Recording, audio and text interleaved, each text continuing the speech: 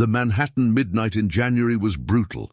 Sarah Mitchell pulled her thin coat tighter around her body as she swept the crumbs from the Rosewood Cafe floor for the 100th time that night. Her feet ached in her worn shoes, and her hands trembled, not just from the cold, but from the exhaustion of a 14-hour shift. The $2.15 in tips was tied in a handkerchief in her apron pocket, enough to pay half the rent. The rest would come next week, or the week after, depending on how many people actually left tips. The night shift manager, Derek, lit a cigarette near the back door, his breath exhaling vapor into the frigid night. Sarah ignored him. She had learned months ago that keeping her head down was the best survival strategy in this place. Derek was the type of man who rented his power to abuse the weak. Sarah wasn't weak, but she was poor, and in Derek's eyes that was enough. She finished cleaning and grabbed her coat, ready to face the half-hour journey to her studio kitchenette on the north side. Time to sleep, wake up, and do it all again. This was her pattern. This was her world. She had accepted it long ago, or at least she had believed she had. But then she saw the woman. She was standing outside the cafe window, just on the other side of the glass, her eyes fixed on a blank spot of nothing. She was wearing a thin wool coat that had seen better days, and her shoes were so worn that Sarah could see holes in the soles. But it was the way she trembled, as if her own body was conspiring against her, that set off an alarm in Sarah. Without thinking, Sarah pushed the door open. "Sweetie, are you all right?" The woman lifted her eyes, and Sarah saw it instantly, complete disorientation. I was looking for..." The woman's voice was frail, like rough paper. "I can't remember." Sarah looked at the empty streets, then back at the woman. It was nearly 3 in the morning. There was no one around. There were no cars. There was nothing but relentless cold and an elderly woman who was clearly in distress. "Come," Sarah said, extending her hand. "You'll freeze." "I can't. I don't have money for..." The woman began, her body curving defensively. "I'm not asking," Sarah said, and in a move that she would later wonder if it was madness or compassion, she guided the frail woman back inside the cafe. Derek had left through the back door, gone into his nightly routines. No one would see her break the rules. No one would be awake to know. Sarah took the woman to the kitchen and heated a pot of butternut squash soup that had been prepared the morning before. While waiting, she pulled out some old blankets she kept in her closet, relics from her last shared apartment, and wrapped the woman. Then she brought a steaming bowl of soup. The woman ate as if she had never eaten before, each spoonful disappearing into her mouth with almost animal gratitude. Tears streamed down her cheeks as she ate. "Thank you," she whispered. "Thank you, dear. Thank you." "What's your name?" Sarah asked, sitting beside her. "Grace," the woman said. "Grace Hartwell. I shouldn't be here." "I shouldn't be alone. My grandson. He told me not to go out at night, but I got confused. I went out and just got lost." Sarah nodded, continuing to hold Grace's frail, cold hand. She didn't ask questions. She knew about being lost. She knew about being alone in a city that didn't care if you lived or died. She knew about the distance between having and not having, and how that distance could make you disappear. "You can stay here until dawn," Sarah said. "We can call your grandson when it gets light." Grace fell asleep with her head on Sarah's shoulder, her breathing becoming deep and steady. Sarah remained awake, a tired waitress holding a lost elderly woman in a restaurant kitchen at night, and thought about all the small things that make life worth living. When dawn came, tinting the sky in pale grey and pink, Sarah found a credit card in Grace's pockets, not an ordinary one, but black and gold, with the letters Marcus Hartwell engraved on it. The address listed was a penthouse on 5th Avenue. Sarah swallowed hard. She knew that name. Everyone in New York knew it. Marcus Hartwell was one of the richest men in the city, a tech magnate who had started his company at 22 and was now, at 35, practically a legend. A man who could destroy companies with an email and build empires with a phone call. And apparently, his grandmother had been freezing outside the Rosewood Cafe. Sarah picked up the phone behind the counter with trembling fingers and dialed the number on the card. A man answered on the second ring. Marcus Hartwell's office. I need to contact Marcus Hartwell, Sarah said, her voice coming out as a whisper. It's about his grandmother. She's safe, but... There was a pause. Then, hold on. And as Sarah waited, her heart pounding, she had no idea that her life had only just begun to change. She didn't know that very soon she would face a man whose power would simplify and complicate everything in her life in ways she could never have imagined. Marcus Hartwell had learned long ago that power brought no happiness. He had learned it at 21 when his parents died in a car accident whose exact cause had never been fully explained, neither by the police, nor by insurance companies, nor by people who pretended to be concerned while trying their best to stay close to his newly inherited multi-billion-dollar estate. He had learned it again at 25 when a woman he really loved, or thought he loved, was discovered making secret transfers to an account of a white-collar criminal. He had learned it at 30, when his closest associates were caught conspiring to oust him from his own company, so Marcus had closed himself off. Not completely. He still had business to manage, still had reputations to maintain, still had the game to play. But emotionally, he had become a man made of bulletproof glass. No one came in. No one got out. No one could hurt him, because there was simply no one there to be hurt. His grandmother Grace was the only exception. She was the oldest in the family, the only one who had known his parents, the only one who could tell him stories about who he had been before tragedy and money and loneliness. He loved her fiercely, even if he showed it in ways that were mainly transactional, the best medical care, the best housing, the best of everything, because he simply didn't know how to do anything else. When he received the call that Grace had disappeared from the night facility, his heart stopped. When he learned she had been found freezing outside a cafe near Times Square, his world twisted. When he personally drove to the Rosewood Cafe, something he never did, always sending assistance and security, he was not prepared for the woman he would see. Sarah Mitchell stood behind the cafe counter in her stained waitress uniform, her black hair tied back in a messy braid. She had large brown eyes that showed a fatigue Marcus knew well, the fatigue of someone who had worked their body to its limit and then kept pushing. She had delicate bones, thin hands, pale skin that said she spent all her time in enclosed spaces. She was 29 years old, if the background his assistant had quickly assembled was accurate. She had an annual income of approximately $18,000. She lived in a studio apartment in Harlem that she rented with a woman named Priya for $800 a month. She had no family. She had no close friends. She was, in essence, invisible. And yet, she had cared for his grandmother as if she was someone who mattered. "Mr. Hartwell," Sarah said when he entered, her body stiffening as if he were a threat, as if she were preparing to be accused, attacked, or worse. "Your grandmother is in the office in back. She's sleeping, but she's safe. She's eaten. She's warm." Marcus watched her, this simple and determined face, these eyes that didn't flinch when meeting his, and something within him shifted. It wasn't lust. It went beyond that. It was the recognition of something rare, something he believed had ceased to exist.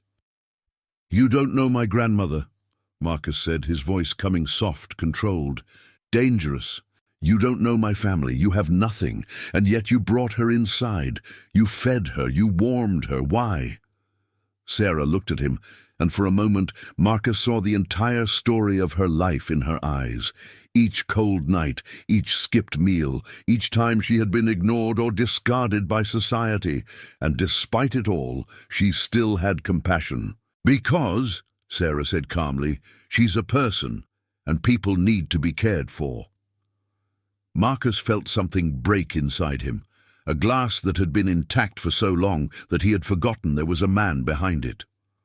"What's your name?" he asked. "Sarah Mitchell.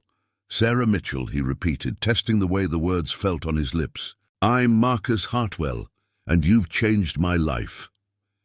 In the days following Sarah's first week working at the penthouse, she expected to be discarded. She expected Marcus Hartwell and his grandmother to disappear back into their world of luxury and privilege, leaving her with nothing but a story to tell. "Once I helped an elderly woman, and then the billionaire rewarded me with maybe a fruit basket." It was what always happened. Rich people didn't really care about poor people. They just liked feeling good about themselves for their occasional acts of charity. But Marcus Hartwell was not an ordinary man, and his approach to gratitude was as obliquely intense as he was. 3 days after Sarah started working at the penthouse, her manager Derek called her into his tiny office. "A well-dressed man came by offering $5,000 for you to work as his grandmother's personal assistant for the next month," Derek said, his eyes blinking with speculation. "Apparently, his grandmother refuses to work with anyone besides you." Sarah blinked. What? $5,000 for 1 month? You're leaving?" Derek didn't wait for an answer. "Good. He left a phone and an address. You start tomorrow." Sarah left the cafe that day and didn't look back.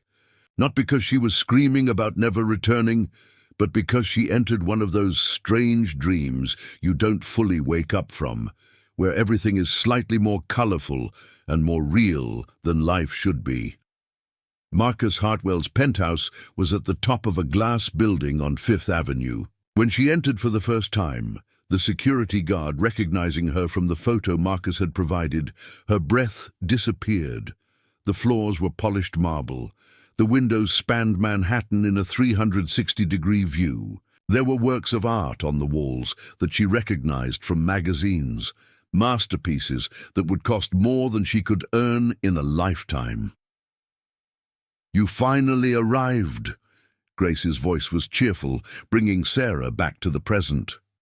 The grandmother was standing in the foyer, perfectly warm, in a pink cashmere sweater and black pants. She looked 10 years younger than she had on the night of the cafe. "Mrs. Hartwell, Sarah began.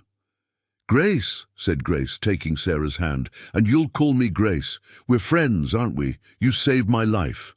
Anyone would have done the same thing. "No," Grace said with absolute conviction. "No, they wouldn't have. Most people would have called the police. Most would have walked past. You stopped, you cared, you acted. That's so rare, dear, so rare." Over the following days, Sarah discovered that her job as personal assistant was mainly to be present. Grace wanted company. She wanted someone to talk to. She wanted to hear stories about Sarah's life. The loss of her parents when she was 17, the struggles of being an immigrant in a strange country, the dreams she had let die because she simply didn't have time or money to pursue them. Grace took her on outings, to the museum, to the park, to her favorite restaurant in Greenwich Village. And with each day, Sarah felt less like she was playing a role and more like she was visiting a world that had been closed to her. And then Marcus began to appear.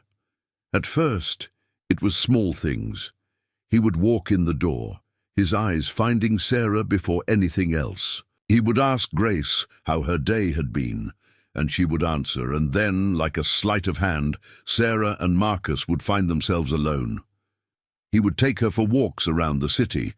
They would talk about books. She had read one when she was younger.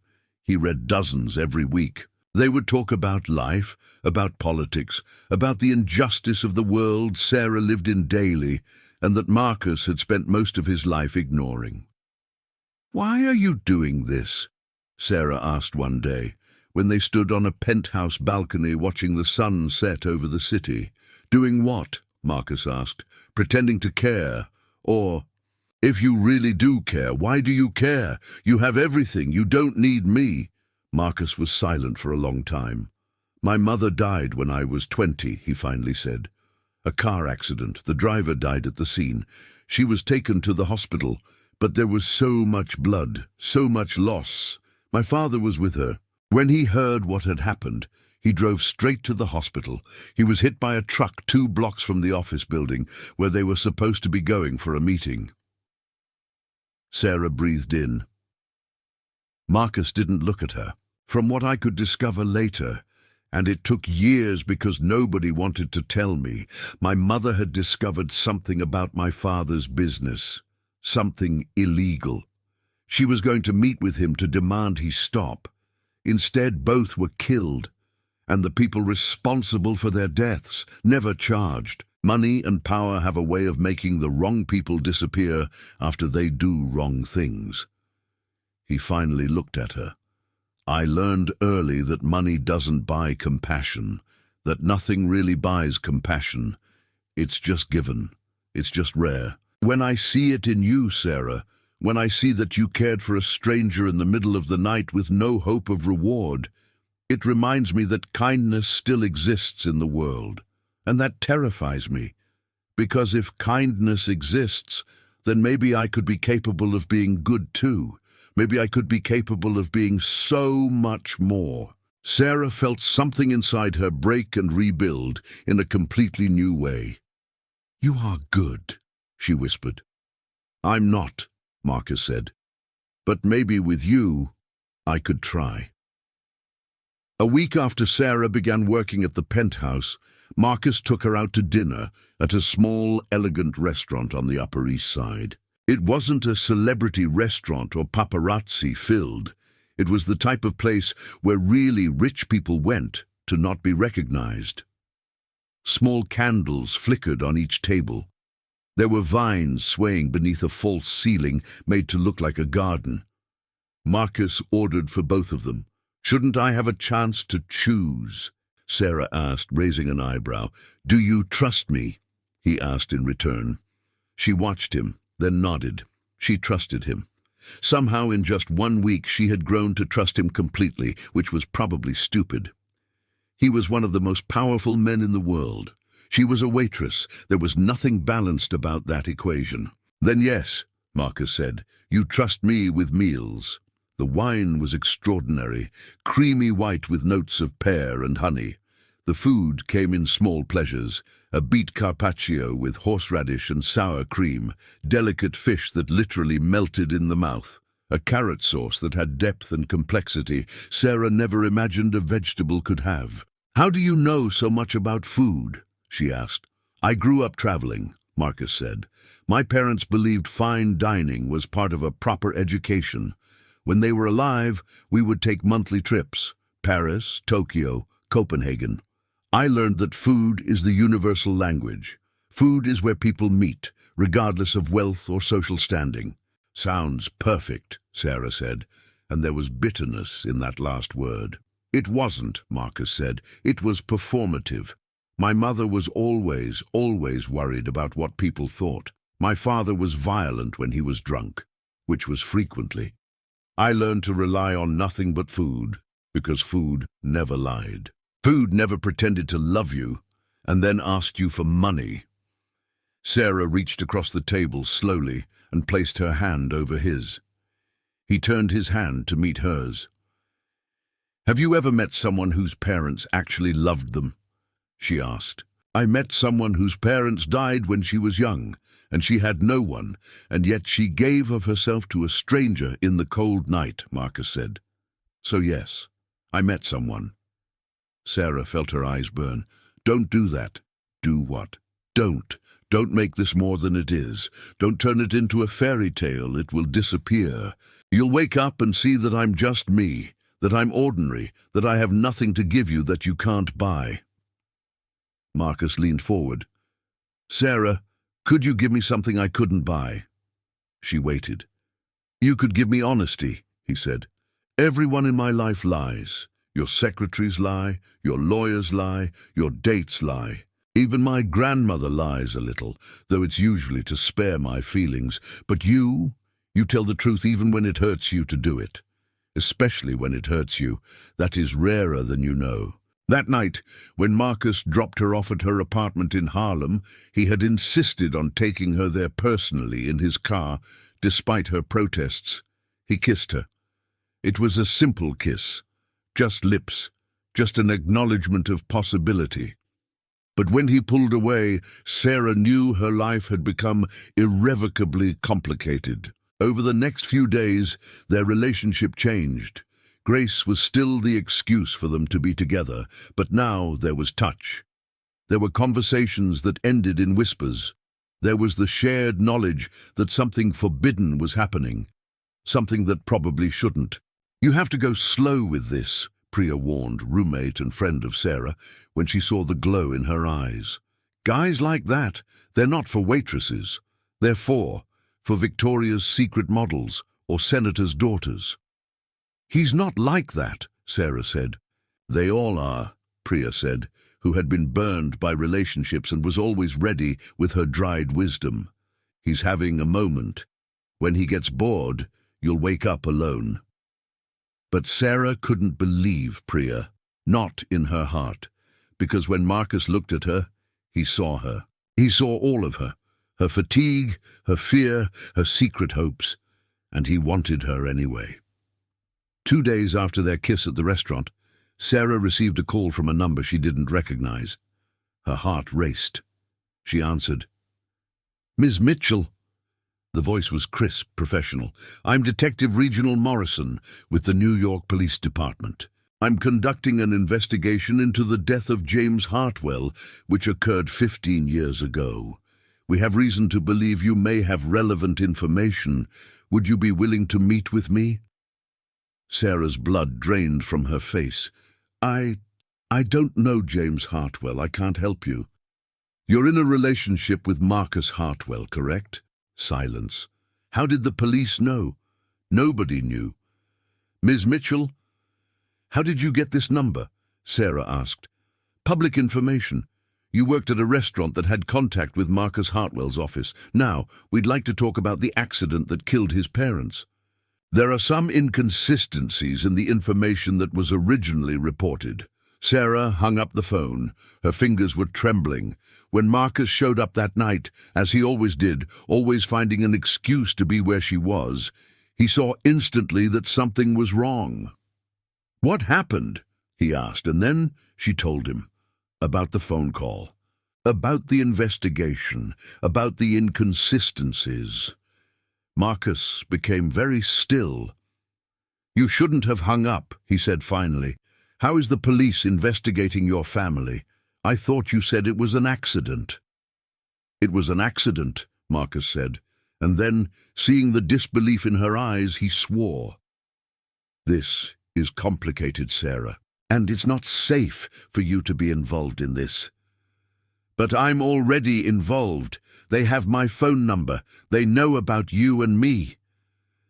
Marcus rose and began walking around the tiny kitchen, his movements agile like a caged animal. "My father," he said finally, "was more than a businessman executive. He was connected to people who didn't like being crossed.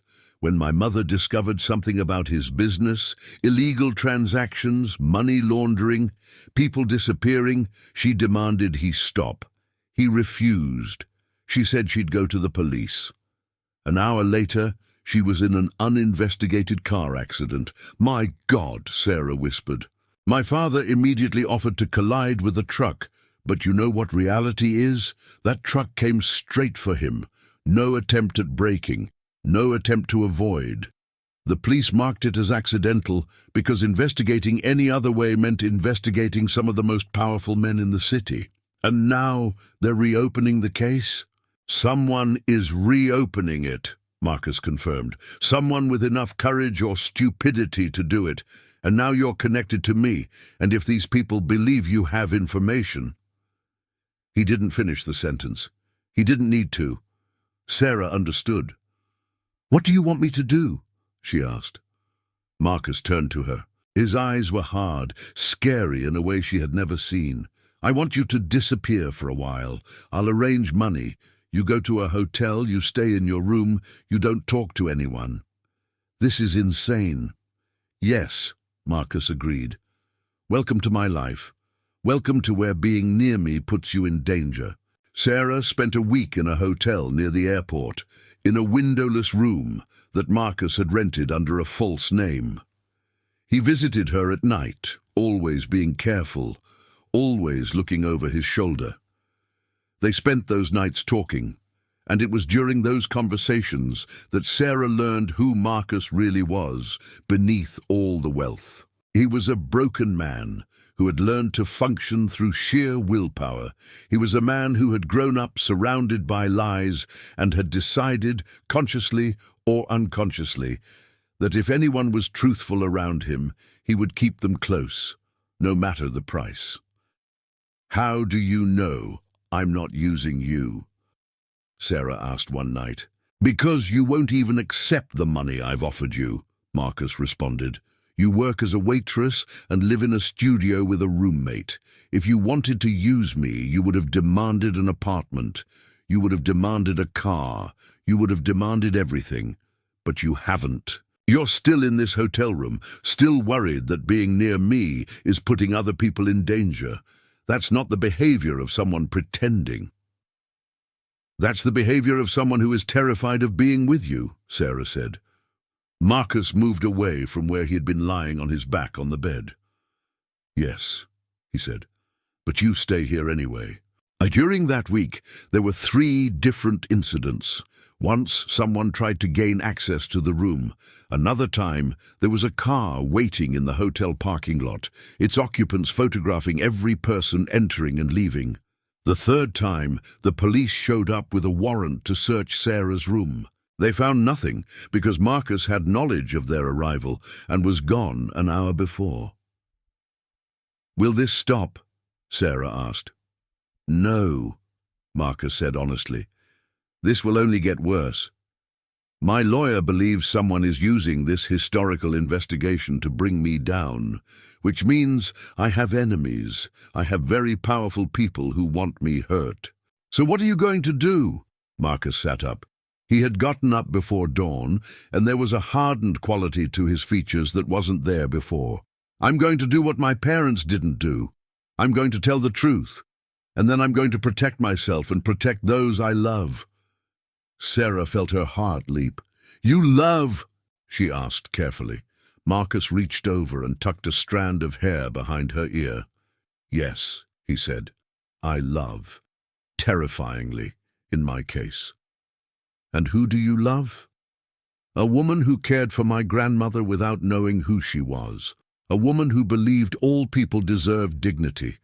A woman who, even now, when she should hate me for putting her in danger, only worries about me. Marcus, I'm going to ask you to marry me," he said. "Not now. Not while things are like this. But soon, when things settle. I'm going to ask you to be my wife because the only thing I really want in my entire universe is to be close to you." Sarah leaned forward and kissed him, and for that moment, the darkness of the entire world disappeared.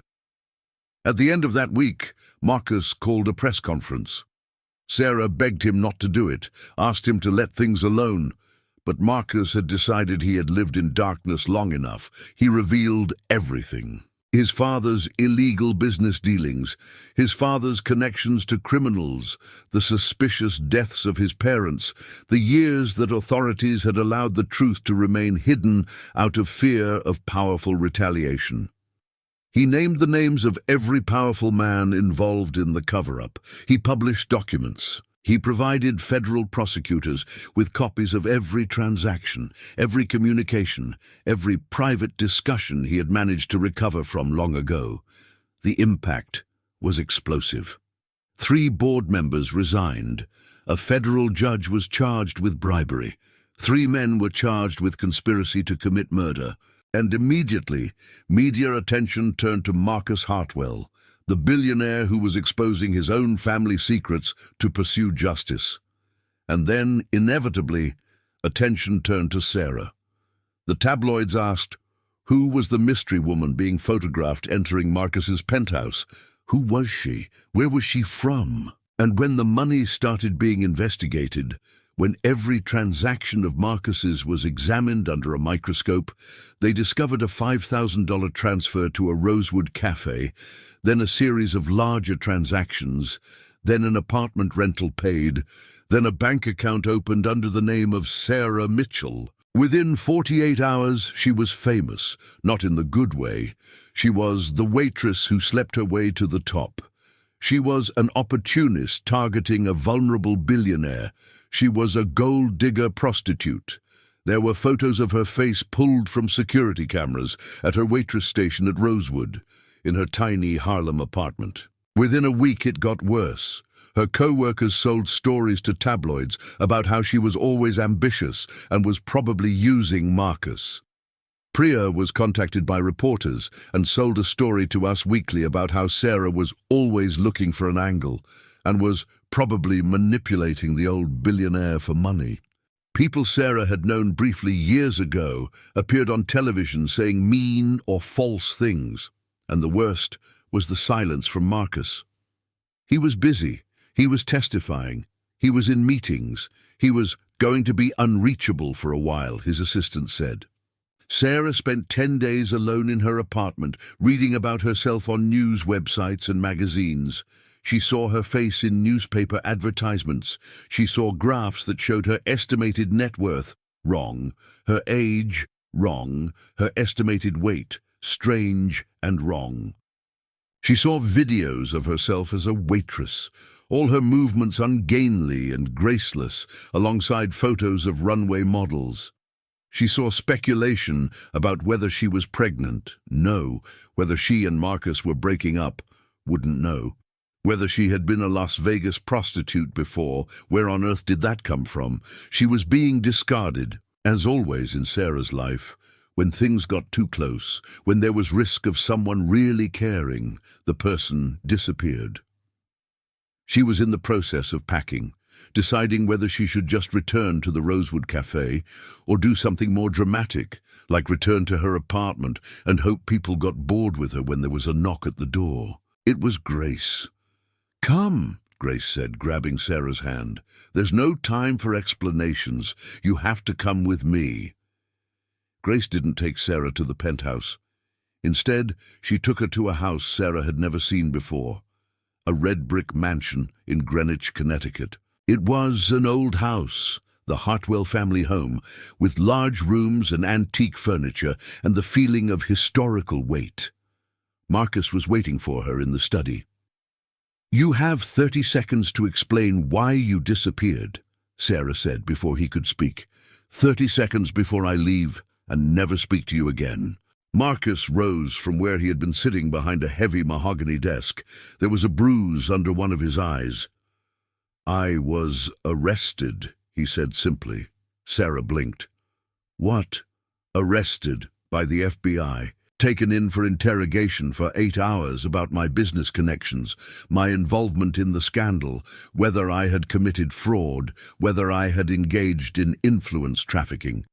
They wanted to know if my revelations were an effort to divert from my own guilt. But you didn't." "It doesn't matter," Marcus said. "Appearance is everything in my world. My lawyers got me released, but the image of me being arrested on the evening news did damage that will take years to repair. And then there was the matter of you." Sarah hardened. "I know. They called me gold digger, prostitute. They offered me money to leave you," Marcus interrupted. "Several men interested in me separating from you. They thought that with you out of the picture, I would be more controllable." "So you agreed?" "No," Marcus said, and Sarah saw in the depths of his eyes that he was telling the truth. "Absolutely not. I told each of them they could threaten me, arrest me, ruin me, but I would never let you go." He crossed the room and took her hands. "I've been helping you," he continued. "My lawyers have been doing it, actually, but under my instructions. We got the Rosewood Cafe notified that the statements made by Priya were false, and she's being sued for defamation. We will publish documents showing exactly how the media distorted your background, I'm giving an interview, a public interview, explaining how we met and why I'm in love with you. You don't have to do that. I do, Marcus said, because you deserve someone who fights for you in public, not in private. You deserve to be claimed. You deserve to be honored.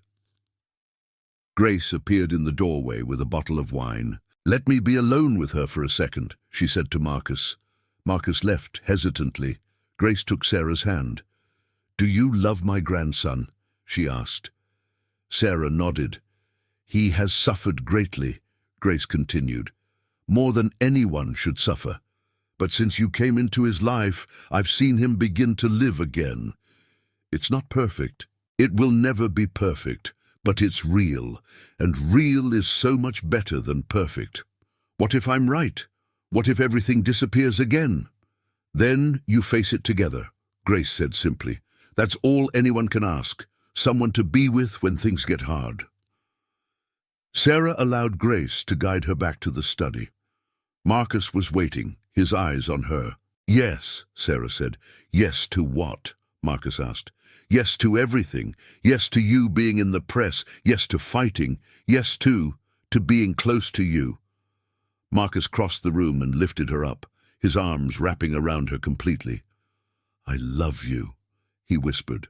God help me, I love you. Over the next few days, the story transformed again. Marcus's interview was meticulously prepared. He did the interview for 60 minutes, the most respected news program in the country. He told the truth about how he met Sarah, about her act of compassion, about how she had opened his heart. He made it seem not like a Cinderella story, but like a story of two human beings connected through simple kindness. And the public, at least most of it, believed him. There was a famous tweet. The billionaire never had to fight for anything a day in his life until he met this woman, and instead of leaving her, he claimed her. That's love. Marcus's career not only recovered, it flourished. Companies that had abandoned him when he faced possible charges now wanted him as a partner. His revelation of the truth about his parents was seen as an act of courage. He was invited to give speeches. He was considered for philanthropic board positions. But what mattered to Marcus wasn't any of that. What mattered was that Sarah was by his side.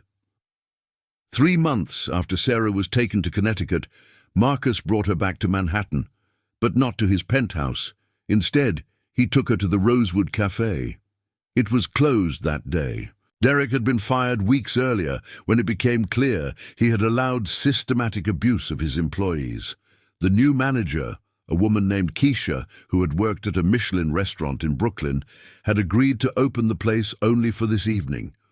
The cafe had been transformed. There were flowers on every table, candles.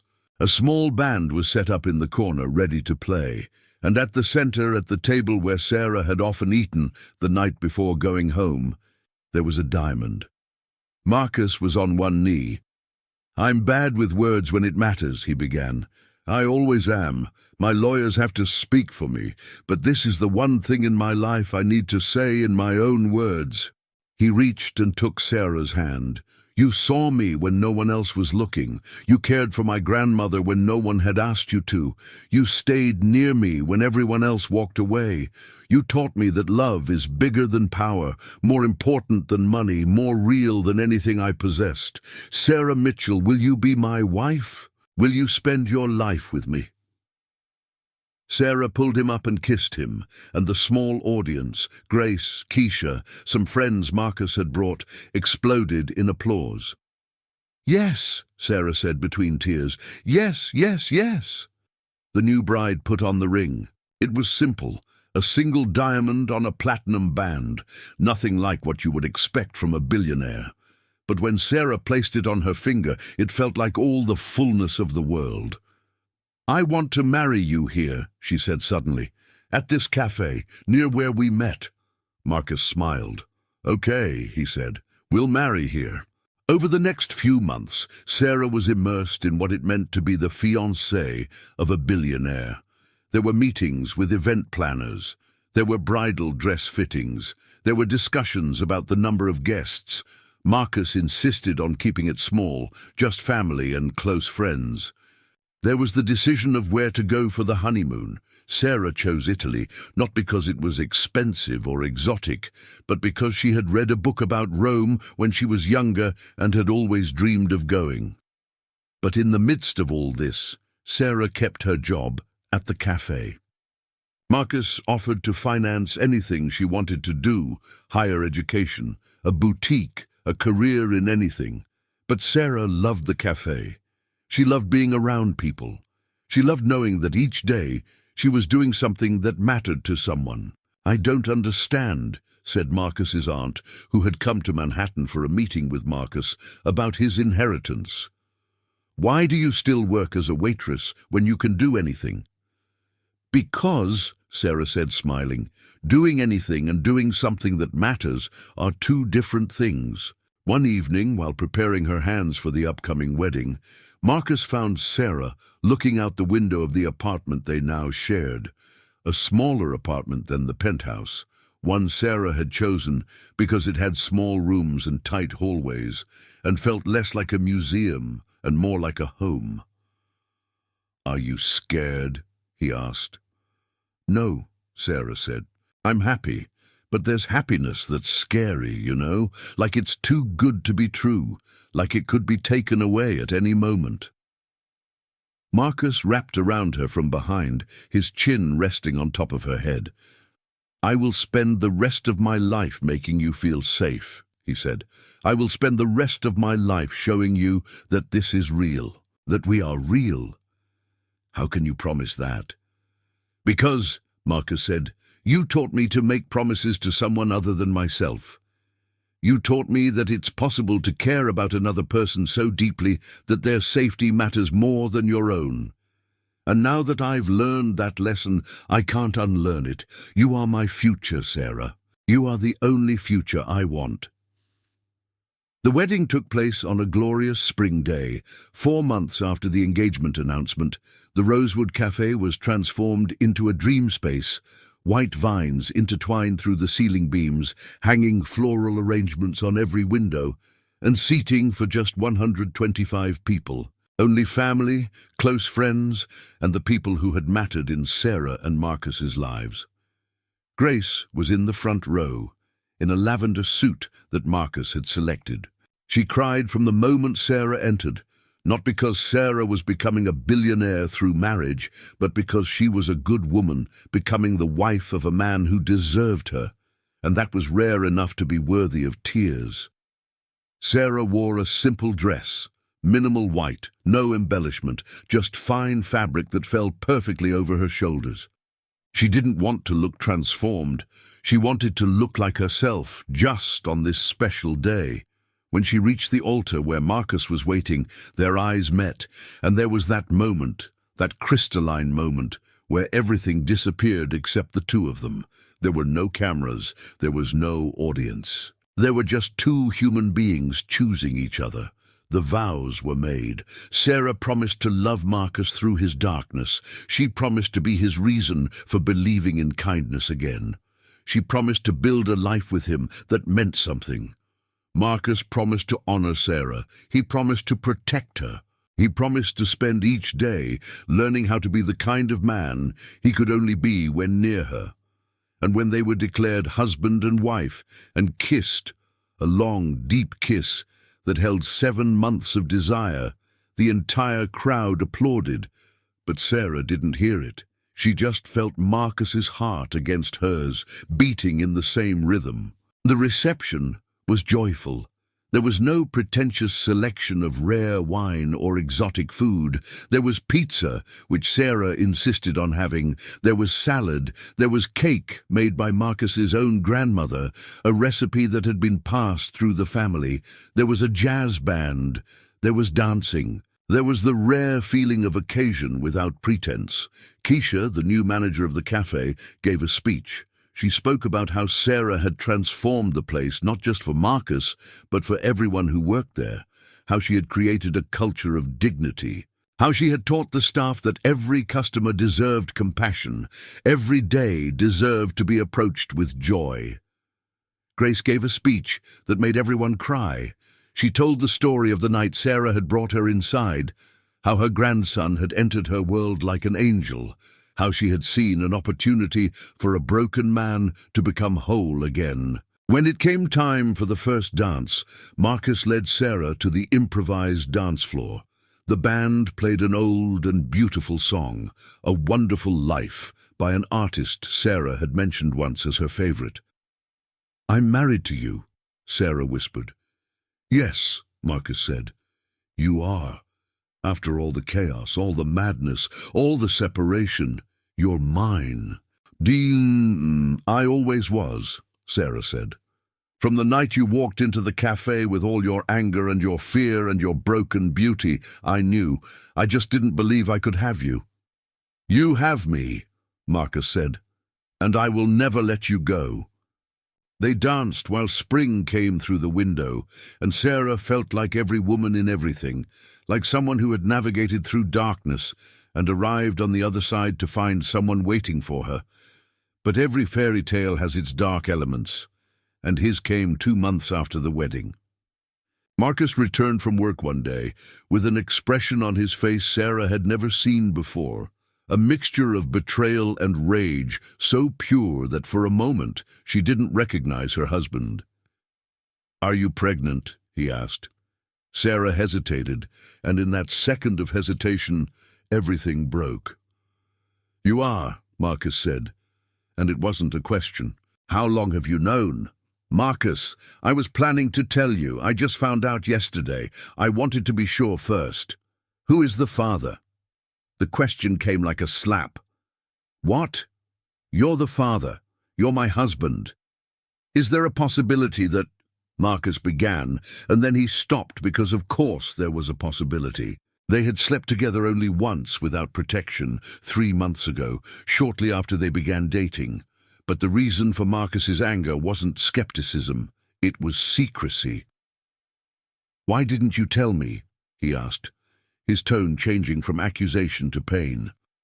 "Because," Sarah said calmly, "you had said that after we got married, we wanted to wait. That you wanted more time with us before starting a family, and I found out I was pregnant, and I was afraid of disappointing you." Marcus turned away from her. "That's not keeping secrets," Sarah continued. "That's protection. I was protecting your feelings." "You were treating me like someone who couldn't handle the truth," Marcus said.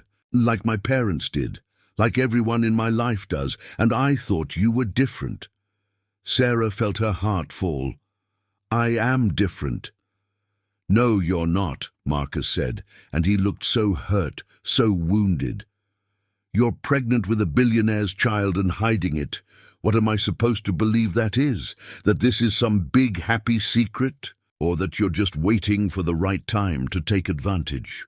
"How can you say that?" Sarah heard the anger in her own voice, an anger that had been sleeping there since childhood, since every time she had been discarded, ignored, or discredited.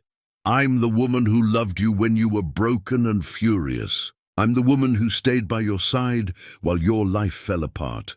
I'm the woman who chose you when I could have accepted $1 billion settlement and disappeared. And you're questioning me?" Marcus turned to her, and his eyes were hard. "No, you chose security. You chose wealth. You were just waiting for the right time to become a full-time billionaire's wife." The words fell between them, like broken glass, cutting through everything that had been built. "Leave," Sarah said, her voice low and trembling. "Leave my sight now. This is my house. No, it's mine too. Now leave." Marcus left. Sarah waited for him to calm down and come home and ask for forgiveness. She waited nights, living in the apartment they shared, waiting for the door to open with Marcus, with flowers, with some gesture of reconciliation. He never came back. Instead, his lawyers arrived with a letter. Marcus was initiating a paternity investigation. He had deposited money into a separate account for pregnancy expenses, but there were conditions under which he would recognize the child until a DNA test was done. He was moving to separate rooms at the penthouse.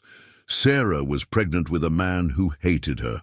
Sarah carried her pregnancy alone. She continued working at the cafe until her 8th month. She bought a book about motherhood. She painted a small room in her old Harlem apartment a pale yellow. Priya had moved years ago.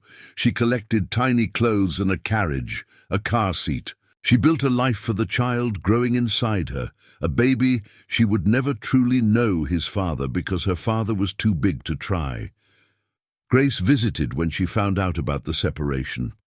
She was too old for judgment, or perhaps she had just seen enough of life to know that people break and come together and break again. But she brought things, a handmade blanket that had been passed through the Hartwell family for 3 generations, a journal for Sarah to start writing memories. "He'll come back," Grace said. "No, he won't," Sarah said, and she believed it. But then, on the 9th month of her pregnancy, 3 days before the estimated due date, Marcus appeared at the door. Sarah didn't let him in.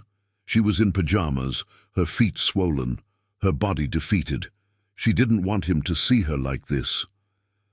"Go away," she said. "No," Marcus said, and he had the audacity to look like he had been sleeping in his car. "Not until you hear what I have to say." "I don't want to." "You will listen," he interrupted, his tone leaving no room for argument. "I've spent the last 4 months in therapy, intensive therapy, the kind where you finally admit things about yourself that you wish were lies. My therapist is a woman whose granddaughter is a waitress. She made me talk about my fear.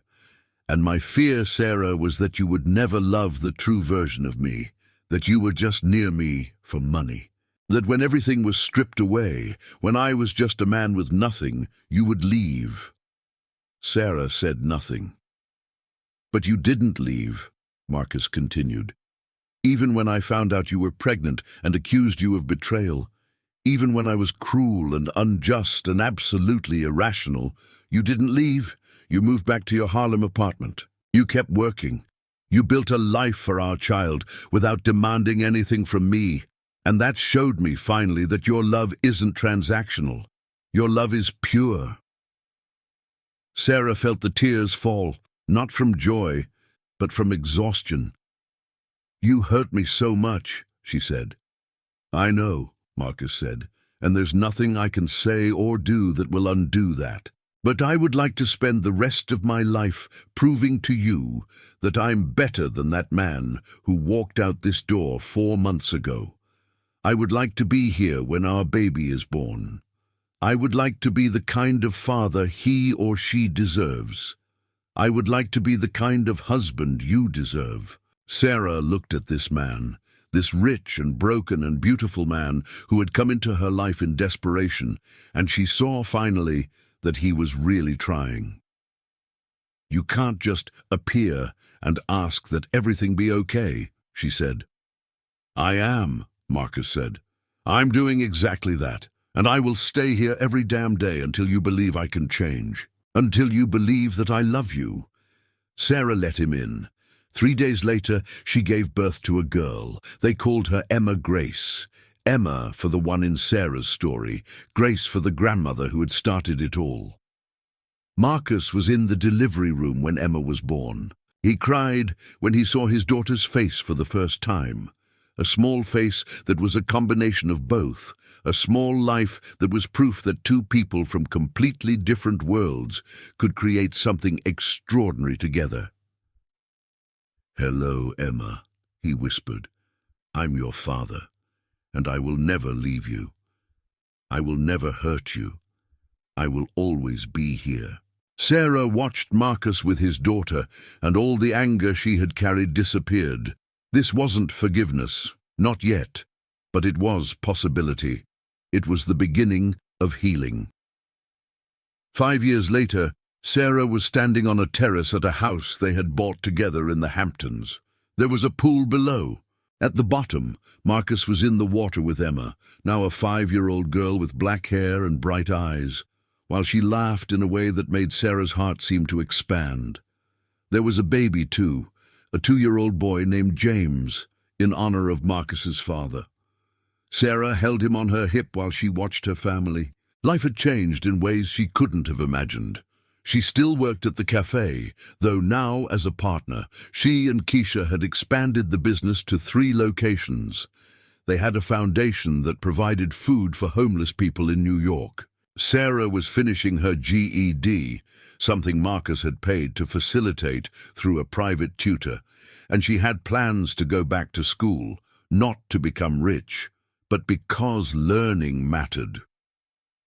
Marcus had become perhaps the great public philosopher of his time, someone who had embraced the idea that responsible wealth was a possibility. He had established programs to help people in poverty get out of poverty. He had donated hundreds of millions to education. He had become less a businessman and more a man of purpose. All because a waitress had shown him kindness. "Mummy, Daddy says we're going to the beach," Emma called, her face radiant as she came out of the water. "Yes," Sarah said, laughing. "We're going to the beach." Marcus emerged from the water, his body dripping, and pulled Sarah into his arms while James laughed between them. "I love you," Marcus said, as he did every day, as he would do every day for the rest of his life. "I love you too," Sarah said. Sarah. And it was true. Not in the way you hear about in fairy tales, but in the real and difficult way that comes after pain and struggle and absolute madness. In the way that comes from seeing someone in their darkest hours and still choosing to be by their side. In the way that comes from building something together that is bigger than you. Life wasn't perfect. There were moments when Marcus struggled with his demons. There were moments when Sarah felt the weight of her history. There were moments when they fought, when communication disappeared, when fear raised its head again.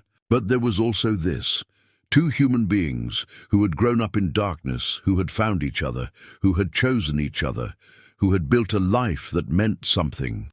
On that sunset in the Hamptons, with her children laughing around her, Sarah realized she hadn't just found wealth through Marcus Hartwell. She had found meaning. She had found purpose. She had found love. And that, above all else, was everything she had ever wanted.